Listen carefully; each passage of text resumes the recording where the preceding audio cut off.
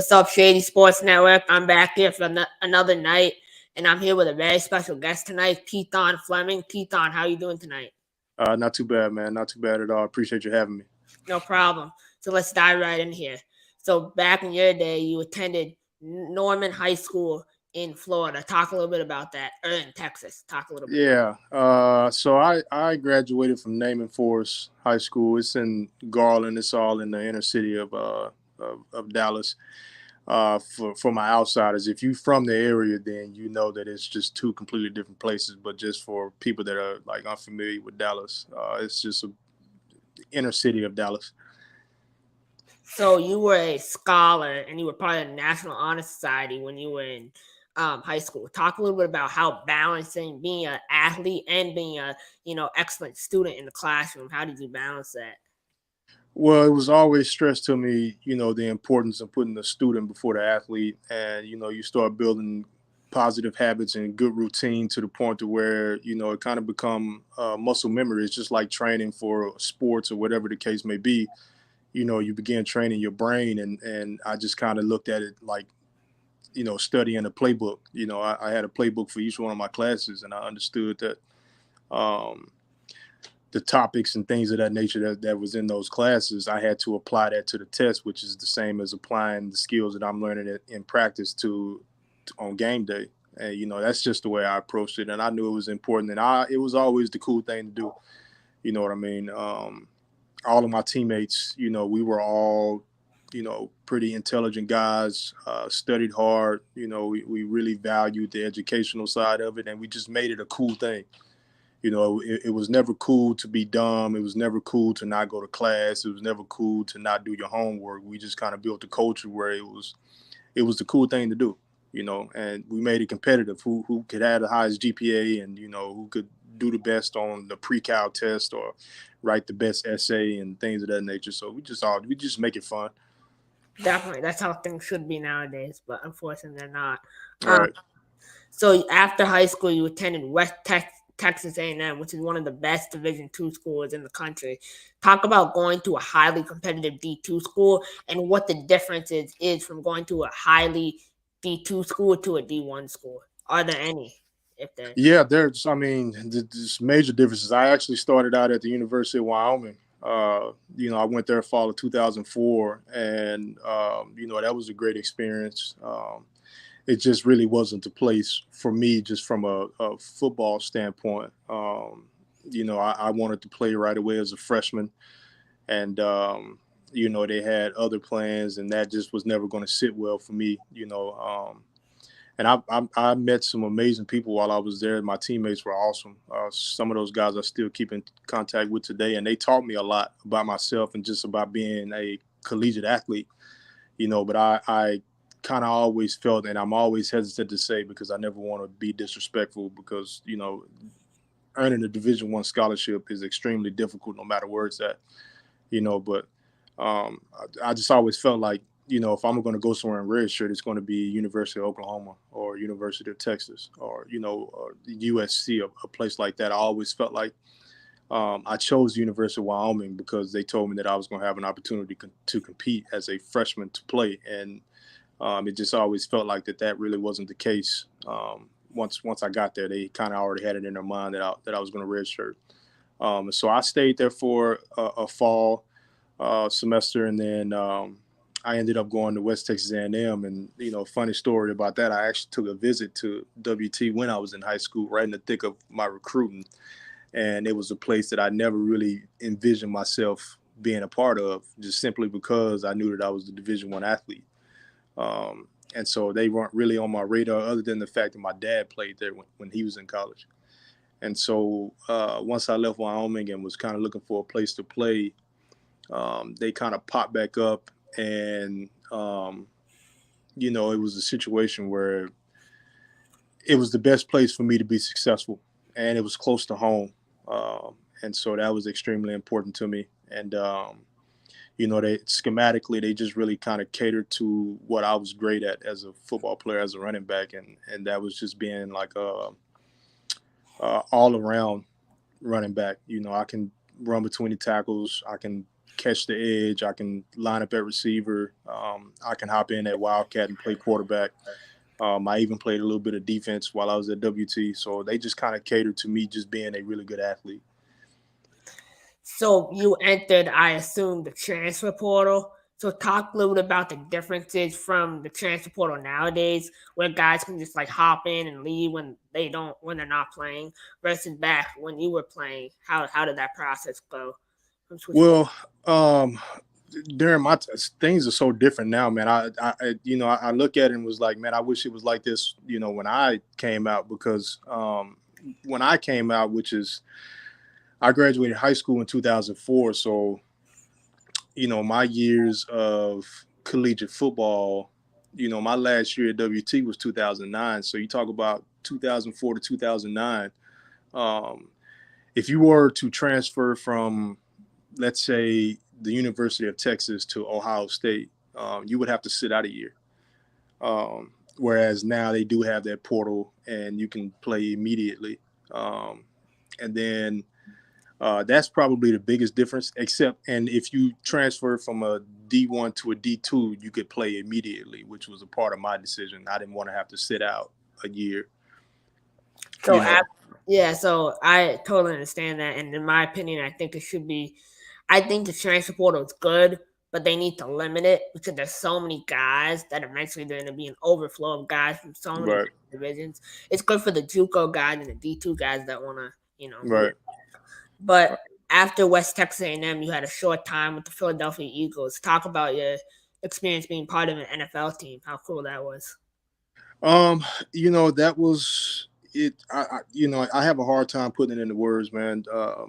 Even justifying, just the significance of the moment and, how grateful I am and I was during that time. And just to be able to experience the level of football that I was experiencing on an everyday basis, just to be thought of with the likes of, like a Shady or Mike, Macklin, Deshaun, some of those guys. That was extremely special to me because that's something you work for your entire life, and for me to be living out that dream was amazing to me. Like I said, I have a hard time really just kind of putting it into words. That's awesome, man. You got to go to practice with all those guys. So after the Eagles, you went with the Tri-City Fever in the Indoor Football League. Talk about the differences that you saw in the game playing outdoors to indoors and how you came across signing with the Fever. Initially I actually played. I played for an indoor team in Texas and played against the Fever in the conference championship game, which is how I even came to know that the Fever existed. Was we met up in the conference championship game down in Texas, and they ended up beating us.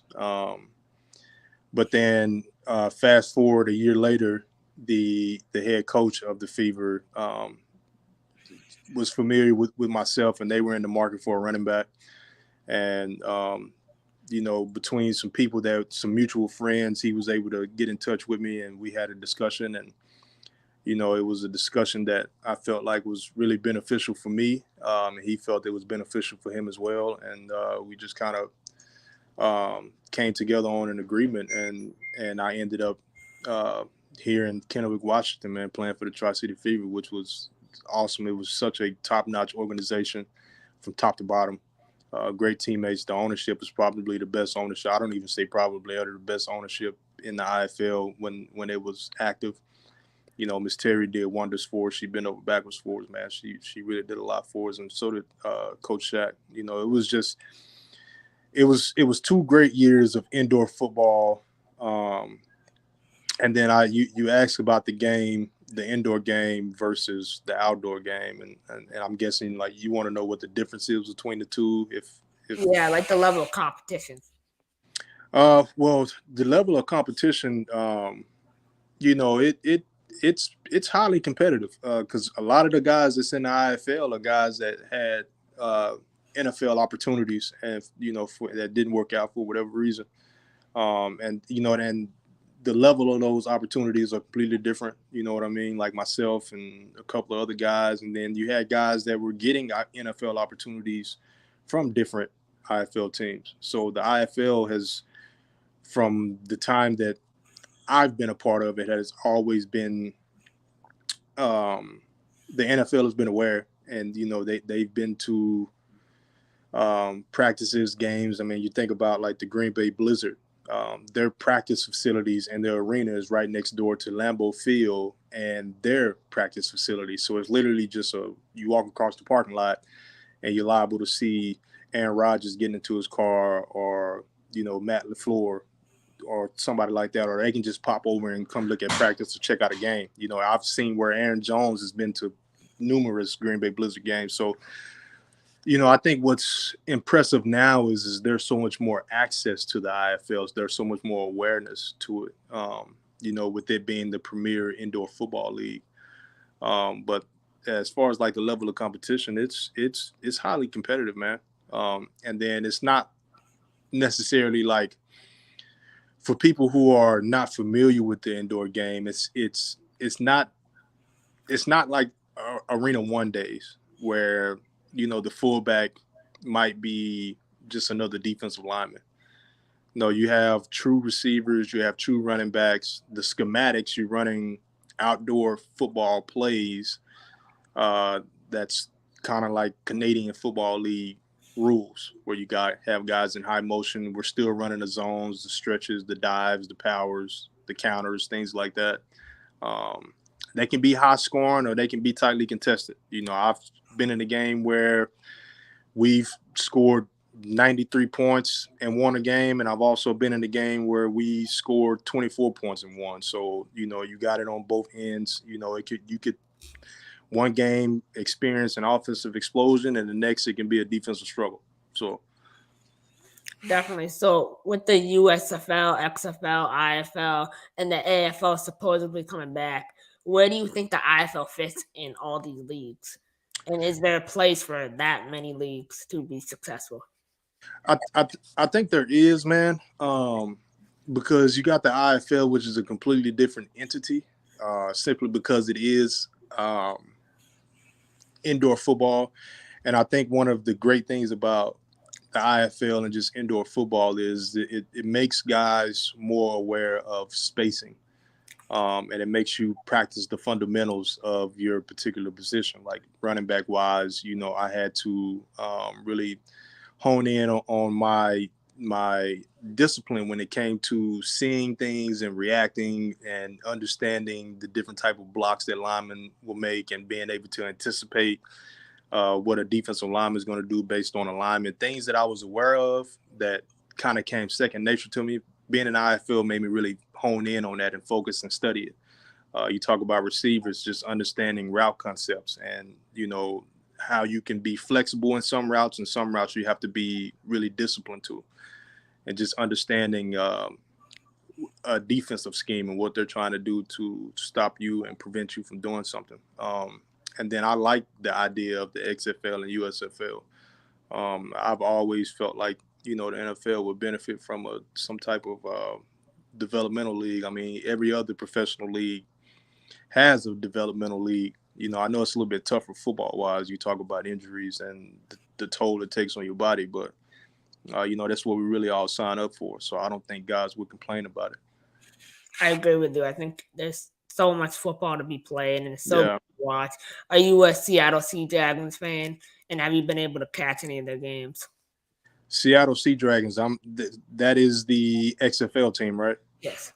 I have not, man. I haven't caught any XFL games yet. I live about 3.5 hours south of Seattle, so I don't even really get to Seattle much. I've only been to one Seahawk game, and that was because a really good friend of mine played for the Cardinals. Obviously, I'm not a Seahawk fan, so there's not a whole lot of reason for me to travel to Seattle to go watch them play. I know Philadelphia comes up here next season, so that's probably something that I'll make a drive for. But um, honestly, man, unless I know people that's playing for them, I don't necessarily think that I would go to actually watch the game in person. I definitely catch it on TV, but I don't know that I would go watch it in person just to go watch it. Definitely. So after your time with the Fever, you started working at Pasco High School in Washington. So Mhm. talk a little bit about working security and what that job entailed. So working security, man, it's almost kind of like self-explanatory, man. You're really just providing security for staff and students. You talk about, making sure doors are locked and making sure kids are going to class, handling any discipline calls where you got to escort students, from class to the office, things of that nature. Searching kids who might have things they shouldn't have at school. Um, preventing altercations, or if kids do get in fights, you being the one to intervene and make sure that it's stopped and there's no serious injury, things of that nature. So it's security. It is what it is. So in your current job right now, you teach freshman English at your high school. Talk about transitioning from security to teaching in the classroom. Yeah, it's funny, man. I didn't really realize that teaching was something that I would ever really be interested in doing. In hindsight, when I look at it, it makes sense because I've been teaching, all my life, just as somebody that's always had a passion for the youth and just being a catalyst for positivity. You know what I mean? But just transitioning into teaching, man, it's been awesome. It's been everything that I can imagine. The one part of it that really kind of caught me off guard was just, I guess, the logistical stuff, the meetings and like the stuff that they don't really talk to you about. When I think of teaching, I really just thought about, man, I can't wait to get up in front of the kids and start teaching and building these relationships and really, showing them how to analyze this content and process this information. But you don't necessarily think about, the grading and, the communicating with parents and going to professional development opportunities and all of that logistical stuff that goes into teaching. So building on that, talk about how hard it is to grade papers. Because I know my teachers, like I can't even imagine what it's like grading 40 kids' papers. Like, how do you get through all of that with taking time for each student? Yeah, it's a process, man. The best thing that you can do is just try to find a routine that kind of works best for you. Um, when I assign an essay, I'm assigning it for 140 kids. You know what I mean? So it takes it takes some dedication and whatnot to really grade 140 essays in a timely manner and include feedback that's productive for them so they can apply it and learn from it. But you kind of assign it with a 2 week window to include like helping them create an outline and helping them with the rough draft, grading that rough draft, providing feedback. And then there's a few tricks of the trade that you can do to kind of delegate some of that stuff and make them self-sufficient when you include like peer edits and peer revisions and stuff like that. Um, but it's all a part of the process. And the one thing I can say is you don't teach English unless you love it. How rewarding is it? You teach freshmen. How Yeah, rewarding is it to watch them go through their high school progression and eventually graduate? it's amazing, man. It's really it's something that when you think about it and just seeing where they started to where they ended up, even just in throughout the course of a school year, where they started at the beginning of school and then like where they are right now, and just seeing them applying stuff that you taught them on day one, and here we are, here in close to March, and just the information that they're able to retain and then apply, is absolutely rewarding to see that type of stuff, man. And then just to have them come and really talk to you and show appreciation for what you're doing for them, I think that's probably the most rewarding thing. Teenagers and young kids, they have a hard time really visualizing the big picture. That's something that we all struggle with, or I shouldn't generalize and put everybody in the box, but I know it was something that I struggled with, and I was actually pretty good at looking forward to the big picture, but I have to compliment some of these students for their ability to really understand, you know, it's the process that really matters. The result is going to be what the result is, but it's really the process. Definitely, you can learn so many lessons from playing football that you can carry on to your daily life. Yeah. So, you signed with the Tri-City Rush, and Mm-hmm. unfortunately, Tri-City doesn't have a football team anymore. Mm-hmm. Talk about how devastated you were when you found out that the Rush were folding. Well, it was heartbreaking, man. Because I was a part of the inauguration team, and it was they when they originally brought the idea to me about them about Coach Tate and a couple of other guys were thinking about starting a team, an indoor team. They kind of asked for my input and then if I'd be willing to play. And I had been retired for 5 years. I think, yeah, I'd say about 5 years. Between my last year with the Fever and then the Rush starting up, so I was already in retirement, and I came out of retirement because I believed in what Coach Tate was selling and what his dream was for this organization. And from day one, he said that he was going to build a championship organization, and he did exactly what he said he was going to do. And then to come back and follow it up with another championship organization, an undefeated organization at that, that's impressive no matter what level of football it is. It's hard to go undefeated. You know what I mean? Especially when you're playing teams 2 and 3 times in a season. It's hard to beat those. It's hard to beat teams, once in the season, let alone twice. But then you talk about beating the team 3 times. It's hard to do. And Could he you, was able to get that done. yeah, so could you see yourself getting involved with arena football in any capacity down the line? Uh, that's a tough one. I try not to put myself in a box, and I also try not to speak for my future self too often. So I'll never say that it can never happen.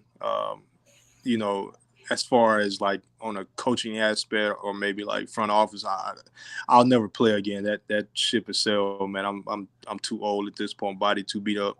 And then I got a wife and kids, and so you know what I mean. My focus is just different nowadays than it was when I was active and just um, really involved in like the football side of things. But in the right situation, absolutely. Definitely. So, as we come to a close here, can you give me one piece of advice or inspiration that you would give to people that were in your situation in high school and maybe even in college that are trying to find themselves and trying to find answers? What would you tell them? I can tell them, a few things. Just really be in the moment. You know what I mean? Don't think too far ahead and don't look too far behind. You really got to just, you know, value the moment that you're living in right then. It's all right to have a plan, but you know what I mean. Don't be so anxious to move on to the next thing that you forget to enjoy. You know what I mean? The position that you're in. You know what I mean? Because like I tell my students and like I teach my kids, time is the one thing that we never get a second opportunity at. You know what I mean? Um, the example that I always use is like, what's today's date? The 23rd. Yeah, 23rd. Yeah. So February 22nd, 2023. There's nothing that you could ever do, wish for, pray for, hope for that will give you an opportunity to relive that particular day. So whatever decisions that you made that day, you are stuck with those decisions for the rest of your life. And so when you think about it that way, it kind of really makes you understand that you have to maximize every second of every day. Every decision that you make has an action and a reaction. And, the one thing that I always stress is just the importance of understanding who you are and who your identity is and understand how your brand, your name, who you are, that is a business. And you have to represent it the best way that you can. You know what I mean? And your name is going to be the one thing that really just kind of lives on. You know what I mean? So I've always been real big on like legacy and what my name is going to represent, when I'm dead and gone. And I want my name to really resonate with people as somebody that um, really did a lot for the people around them. And I've been that way since I was a kid. I always want to look out for those that are in my inner circle, and not even just my inner circle, but just those that are willing to allow me to provide some type of positive influence to them. That's something that's extremely important to me. And so my biggest piece of advice is just really live in the moment and take advantage of the moment. No matter what that moment is, just take advantage of it. Try to maximize the potential of any opportunity that's presented to you, and be a goal setter and be accountable to your goals. Definitely, Keithon. Thank you so much for that, man. That really was amazing what you just said there, and that's something that I'm gonna carry on with me through the rest of my life. To be honest with you, so I really appreciate you coming on the show tonight, and I wish you the best of luck in your future in teaching and to continue to inspire young kids to be the best they possibly can. And I would definitely be keeping up with your story and your high school football team and everything else. So keep pushing and keep being you, man. All right, I appreciate it, man. Anytime, man. Just let me know. I'm always willing to sit back and chat with you.